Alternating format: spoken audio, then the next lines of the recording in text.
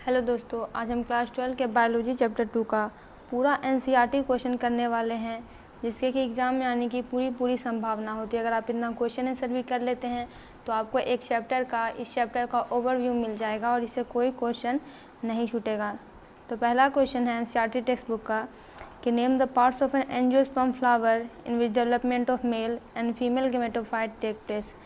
उस पार्ट का नाम बताना है फ्लावर में जहाँ पे कि मेल और फीमेल गेमेटोफाइट डेवलप करते हैं। तो मेल गेमेटोफाइट एंथर में डेवलप करता है, उस समय ये माइक्रोस्पोरेंजिया में रहता है। उसके बाद ये ट्रांसफ़र होता है स्टिग्मा में और स्टाइल में। फीमेल गेमेटोफाइट का डेवलपमेंट ओव्यूल के इनसाइड होता है। दूसरा है कि यहाँ पे आपको कुछ टर्म दिए गए हैं, जैसे कि pollen grain, sporogenous tissue, microspore tetrad, pollen mother cell, male gamete. आखिर ये सारे जो हैं मेल गेमेट्स का डेवलपमेंट बता रहे हैं। आपको सीक्वेंस में इसे ऑर्डर करना है कि पहले क्या हुआ है। तो पहले होता है स्पोरोजिनस टिश्यू से बनता है पॉलन मदर सेल और ये डिवाइड करता है माइक्रोस्पोर टेट्राड में, ये डिवाइड करता है पॉलन ग्रेन में और अंत में फिर मेल गेमेट्स बनता है। फिर है कि what is meant by monosporic development of female gametophyte. Female gametophyte के मोनोस्पोरिक डेवलपमेंट से आप क्या समझते हैं? तो जब सिंगल मेगास्पोर से एम्ब्रियो सैक का फॉर्मेशन होता है तो इसे मोनोस्पोरिक डेवलपमेंट कहते हैं। Why do you think the zygote is dormant for some time in fertilized ovule. Dormant का मतलब होता है अपनी गतिविधि को रोक लेना, एक स्लीपिंग पीरियड में चले जाना, यानी इस समय ये एक्टिव नहीं रहता, इनएक्टिव स्टेज में चला जाता है। तो कभी कभी जब ओव्यूल फर्टिलाइज हो जाता है तो जाइगोट कुछ समय के लिए अपनी एक्टिविटी को क्यों रोक लेता है? क्योंकि जाइगोट को ग्रो करने के लिए, उसके डेवलपमेंट के लिए एंडोस्पर्म की ज़रूरत होती है। पहले एंडोस्पर्म बनता है और बाद में जाइगोट बनता है। तो वही लिखा हुआ है कि most zygote develop only after certain amount of endosperm is form to provide assure nutrition. तो जब एंडोस्पर्म का फॉर्मेशन हो जाएगा तभी जाइगोट एक्टिव होगा, ताकि उसे खाना पीना भोजन ये सब मिल सके। इसीलिए कुछ समय तक जाइगोट खुद की एक्टिविटी को रोक लेता है और जब एंडोस्पर्म कम्प्लीटली प्रोड्यूस हो जाता है तब वो अपने एक्टिविटी में आता है। अब ये था एनसीईआरटी का text book question in text question. अब हम जाते हैं एनसीईआरटी के अगले क्वेश्चन पे। यहाँ से एनसीईआरटी के टेक्स्ट बुक का क्वेश्चन स्टार्ट है। तो पहला क्वेश्चन है what are chasmogamous flower can cross pollination occur in cleistogamous flower, give reason for your answer. Chasmogamous flower किसे कहते हैं? क्या क्रॉस पॉलिनेशन क्लिस्टोगेमस फ्लावर में हो सकते हैं? अगर हो सकते हैं तो इसके लिए कारण बताइए। तो कैस्मोगेमस फ्लावर ऐसे फ्लावर के सिमिलर होते हैं जिनके कि एंथर और स्टिग्मा दोनों बाहर होते हैं। क्रॉस पॉलिनेशन क्लिस्टोगेमस फ्लावर में पॉसिबल नहीं है कि क्लिस्टोगेमस फ्लावर ओपन ही नहीं होते हैं। क्रॉस पॉलिनेशन तभी होगा जब फ्लावर ओपन होगा, लेकिन ये फ्लावर एनी टाइम क्लोज्ड ही रहते हैं। आगे बढ़ते हैं। नेक्स्ट क्वेश्चन है कि mention 2 strategies evolve to prevent self pollination in flower. ऐसी 2 स्ट्रेटजीज का नाम बताइए जो कि इवॉल्व की गई है, यानी विकसित की गई है ताकि फ्लावर्स में सेल्फ पॉलिनेशन ना हो सके। बहुत सारी डिवाइसेस डेवलप हो चुकी है जिससे कि सेल्फ पॉलिनेशन नहीं होता है और क्रॉस पॉलिनेशन होता है। तो पहला जिसमें है दिकोगेमी। एंथर और स्टिग्मा एक ही फ्लावर के अलग अलग टाइम पे मैच्योर करेंगे, तो ऐसा होगा तो सेल्फ पॉलिनेशन नहीं होगा। देखिए, जिसमें इसके भी 2 प्रकार है, जिसमें पहला प्रोटेंडरी होता है। एंथर स्टिग्मा से बहुत पहले ही मैच्योर कर जाता है, जिसके कारण इसमें क्रॉस पॉलिनेशन हो जाती है, सेल्फ पॉलिनेशन नहीं होती है। दूसरा है प्रोटोजाइनी। इसमें एंथर से पहले स्टिग्मा मैच्योर कर जाता है। इसका दूसरा तरीका है सेल्फ इनकम्पेटिबिलिटी। इसमें क्या होता है कि फ्लावर के जो पॉलन ग्रेन है वो स्टिग्मा पे ग्रो कर ही नहीं पाते हैं, जिसके कारण सेल्फ पॉलिनेशन हो ही नहीं पाती है। फिर आगे ब्रीफ में क्वेश्चन पूछा जा रहा है कि आखिर सेल्फ कॉम्पेटिबिलिटी क्या है और self pollination not lead to seed formation, और जो स्पीसीज जो कि सेल्फ इनकम्पेटिबल हो जाते हैं वो सीड का फॉर्मेशन क्यों नहीं कर पाते हैं। तो कभी कभी क्या होता है कि जो सिमिलर प्लांट स्पीसीज है, यानी स्पीसीज है प्लांट के वो सिमिलर है, लेकिन वो सर्टेन गेमेट्स प्रोड्यूस ही नहीं कर पाते हैं, गैमेट्स प्रोड्यूस करने में इनेबल रहते हैं, जिसके कारण कि फ्यूजन हो ही नहीं पाता है। या फिर आप ऐसा कह सकते हैं कि गैमेट्स तो प्रोड्यूस होते हैं, लेकिन गैमेट्स प्रोड्यूस होने के बावजूद वो फ्यूज नहीं कर पाते हैं, जिसके कारण वो सिर्फ इनकम्पेटिबल कहलाते हैं। और कारण ये है कि सीड फॉर्मेशन इसलिए नहीं हो पाती है क्योंकि सीड फॉर्मेशन तभी होगी जब फर्टिलाइजेशन होगा। यहाँ तो फ्यूज़न ही नहीं हो रहा है, तो तो फर्टिलाइजेशन नहीं हो रहा है, तो सीड फॉर्मेशन भी नहीं होगा। और यहाँ पे एक लाइन और लिखी हुई है कि it is because of interaction between the chemicals of the pollen and those of stigma, यानी ये एक प्रकार का इंटरेक्शन होता है पोलन के केमिकल से और स्टिग्मा से, जिसे पोलन पिस्टिल इंटरेक्शन कहते हैं। नेक्स्ट है what is bagging technique. Bagging technique क्या होती है और प्लांट ब्रीडिंग प्रोग्राम में ये यूज़फुल कैसे है। तो एक ऐसा प्रोसेस जिसमें कि इमेस्कुलेटेड फ्लावर्स को या फिर फीमेल फ्लावर को जब किसी पॉलन से डस्ट कराया जाता है और उसे फिर कवर कर दिया जाता है बटर पेपर से। इस टेक्निक से फ़ायदा क्या है कि it ensures the use of only desire pollen grain for pollination, यानी कि लोग जो आर्टिफिशियल ब्रीडिंग ये जो ब्रीडिंग प्रोग्राम करवाते हैं, इसमें अपने इच्छा से जैसा प्लांट चाहिए वैसा पोलन दिया जाता है, ब्रीड किया जाता है, तो इससे जो स्पेसीज वो चाहते हैं वो मिल जाता है। और क्या होता है कि जो स्टिग्मा होता है वो कॉन्टेमिनेशन से बच जाता है, यानी कवर कर देने के बाद कोई अनवांटेड पोलन तो वहाँ पे आ नहीं पाएगा, तो डिज़ायर्ड स्पीसीज ही मिलेंगे। फिर है कि ट्रिपल फ्यूजन क्या होता है, where and how does it take place, कहाँ होता है, कैसे होता है और कौन सा न्यूक्लियस इनमें इन्वॉल्व होता है। तो पहले तो आंसर हो जाएगा जब मेल गैमेट का फ्यूजन सेकेंडरी न्यूक्लियस से होता है। ये सेकेंडरी न्यूक्लियस पोलर न्यूक्लियाई होते हैं, इसे ही ट्रिपल फ्यूजन कहते हैं, ट्रिपल फ्यूजन कहते हैं। एम्ब्रियो सैक में ये होता है, इसमें एक मेल गैमेट का न्यूक्लियस 2 पोलर न्यूक्लियाई के साथ फ्यूज करता है। Why do you think zygote is dormant for some time in a fertilize ovule. आपको ऐसा क्यों लगता है कि फर्टिलाइज ओवल में जाइगोट जो है कुछ समय के लिए अपनी एक्टिविटी को रोक लेता है, डोरमेंट स्टेज में, इनएक्टिव स्टेज में चला जाता है, क्योंकि embryo develops only after the formation of endosperm. देखिए, जाइगोट को ग्रो करने के लिए, जाइगोट को न्यूट्रिशन देने के लिए एंडोस्पर्म होना चाहिए। एंडोस्पर्म पहले फॉर्म करेगा, उसके बाद जाइगोट का फॉर्मेशन होगा।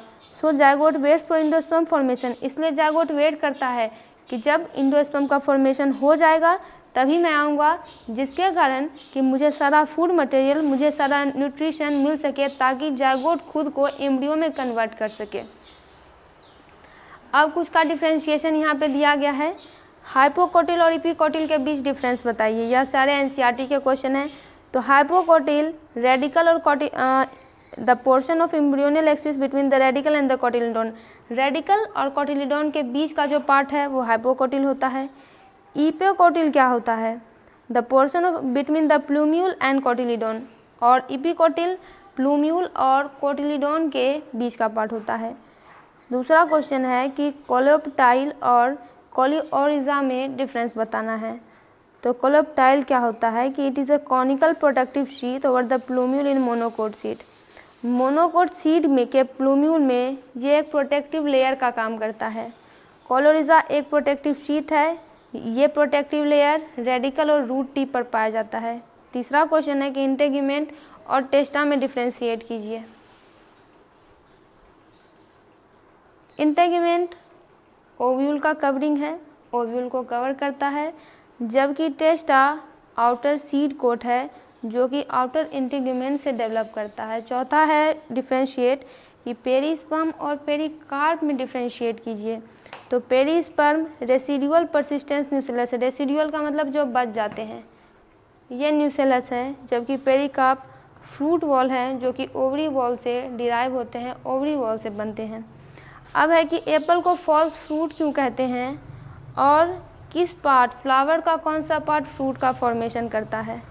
अगर कोई fruit, if the fruit is derive from the ovary along with the other accessory floral parts, अगर कोई फ्रूट ओवरी से डिराइव कर रहा है यानी ओवरी से आ रहा है और दूसरे फ्लोरल पार्ट से भी आ रहा है, तो इसे हम फॉल्स फ्रूट कहते हैं।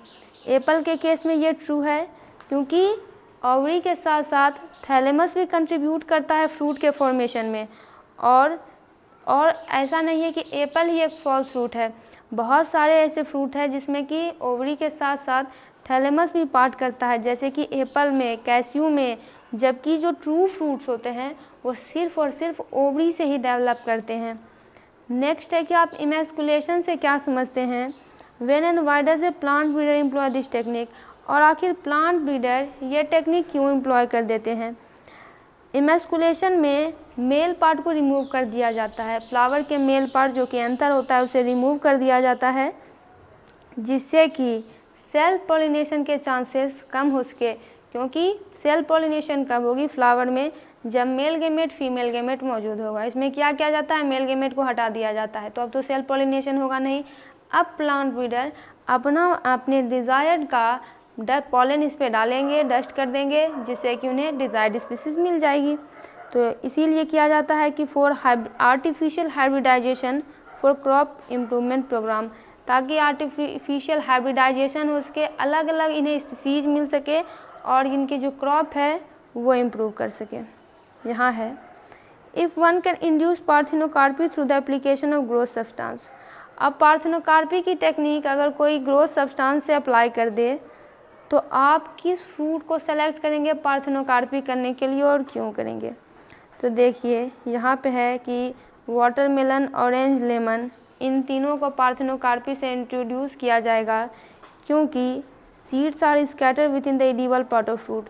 क्योंकि इस फ्रूट में जो एडिबल पार्ट होते हैं, इसके जो बीज होते हैं वो स्कैटर्ड होते हैं, छितरे हुए होते हैं, और अगर उनके सीड को रिमूव कर दें तो ये काफ़ी वैल्यूबल बन जाते हैं।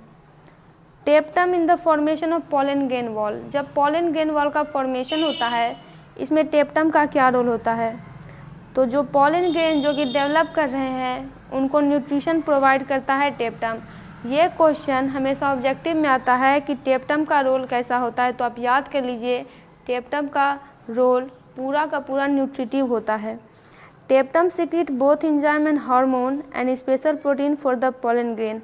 टेप्टम के पास एंजाइम होते हैं, हार्मोन होते हैं, स्पेशल प्रोटीन होते हैं, और ये सारा चीज़ उसे सिर्फ पॉलन ग्रेन के लिए ही होता है। टेप्टम produce granules for the formation of exine of pollen grain. Exine एक मजबूत वॉल होती है और उसी के फॉर्मेशन के लिए टेप्टम जो है अबिश ग्रैन्यूल को सिक्रीट करता है। टेप्टम पॉलन किट सेक्रेट करता है मैच्योर पॉलन के आगे बाहर, ताकि ये एक लेयर बन सके और ये ख़राब ना हो। फिर एपोमिक्सिस क्या है और इसका इम्पोर्टेंस क्या है। तो एपोमिक्सिस के प्रोसेस में सीड का फॉर्मेशन हो जाता है और फर्टिलाइजेशन भी नहीं होती है। अभी तक आपने पढ़ा होगा कि सीड का फॉर्मेशन तभी होगा जब फर्टिलाइजेशन होगी, फ्यूजन होगा, लेकिन एक ऐसा प्रोसेस हो चुका है, डेवलप हो चुका है, जिससे कि सीड बिना फर्टिलाइजेशन के डेवलप करते हैं।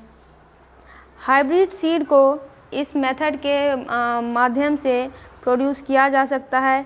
It is still at research stage, लेकिन ये फिर भी रिसर्च स्टेज में ही है। लेकिन अगर एक्सपेरिमेंट सक्सेसफुल हो गया तो इससे बेहतर वैरायटी ऑफ क्रॉप लोगों को मिल सकते हैं। अब इसमें हम कुछ एडिशनल क्वेश्चन को करेंगे। इसमें कुछ एडिशनल क्वेश्चन के तौर पर कुछ ऑब्जेक्टिव क्वेश्चन है। हालांकि इसका ऑब्जेक्टिव क्वेश्चन तो बहुत बार कराया जा चुका है, लेकिन हम देख लेते हैं कि इस बुक में भी कौन कौन से ऑब्जेक्टिव क्वेश्चन हैं और वो इम्पोर्टेंट भी है। पहला है MCQ multiple choice question. Among the term listed below, choose that are not technically correct the name from a floral whole are। यहाँ पे कुछ लिस्ट दिए गए हैं। Androecium, Corolla, carpel, sepal. इसमें आपको बताना है कि फ्लोरल होल के लिए ये पार्ट कौन सा सही नहीं है। तो यहाँ पे दूसरा जो है कार्पल, सॉरी यहाँ पे 1 4 3 4 2 4 और 1 2 दिया गया है। तो यहाँ पे देखिए ऑप्शन जो हमारा कार्पल है और सेपल है 2 और 4, ये दोनों स्टेम में नहीं आते हैं, क्योंकि कार्पल और सेपल ये दोनों इंडिविजुअल पार्ट होते हैं और सिर्फ जाइनोसियम और कैलिक्स बनाते हैं। एम्ब्रियो सैक नेक्स्ट है। Embryo sac is to ovule as dash is to an anther. Embryo sac का फॉर्मेशन ओव्यूल में होता है, तो यहाँ पे एंथर का पूछा जा रहा है, तो पॉलन यहाँ पे पॉलन ग्रेन हो जाएगा।